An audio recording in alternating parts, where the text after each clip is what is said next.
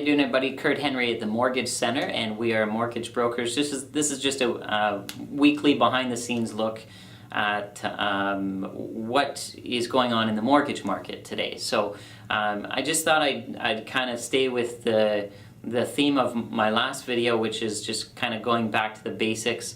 Some things that you'd want to know if you were purchasing a house. So if you're purchasing a house, I had mentioned before that you can purchase a house with as little as 5% down, depending on your situation. And I also wanted to mention what to expect for closing costs. So when you're purchasing a house, you need two things. In terms of cash, you need your down payment and you need your closing costs. So closing costs that I'm referring to are closing costs that would come up just before the closing date.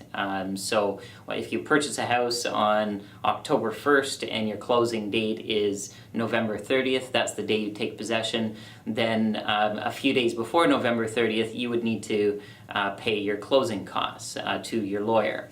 And so closing costs I always think of as an umbrella. And then under that umbrella, there's different things. So there's things like lawyer's fees, there's things like land transfer tax, and then there can be some miscellaneous items as well for closing costs.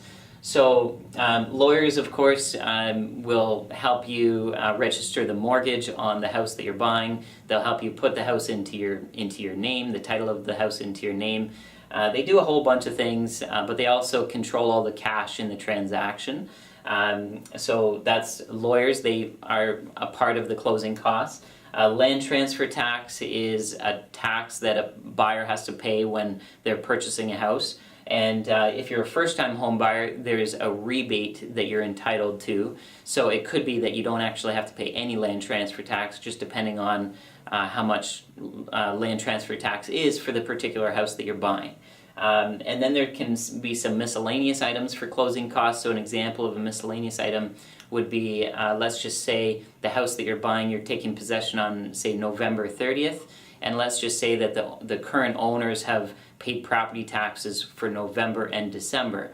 Then you'd have to reimburse them for the property taxes from November 30th to the end of December because they already paid the city, but then you wouldn't have to pay the city for that period of time.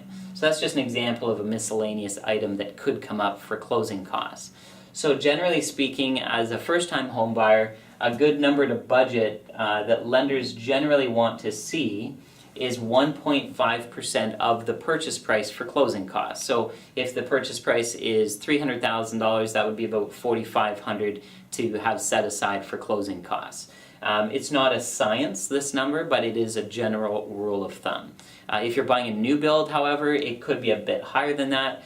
And of course, any particular situation you might want to talk to us about or talk to your lawyer about. But that's a general idea. If you have any questions on that, just give us a call. Number is 905-436-8010.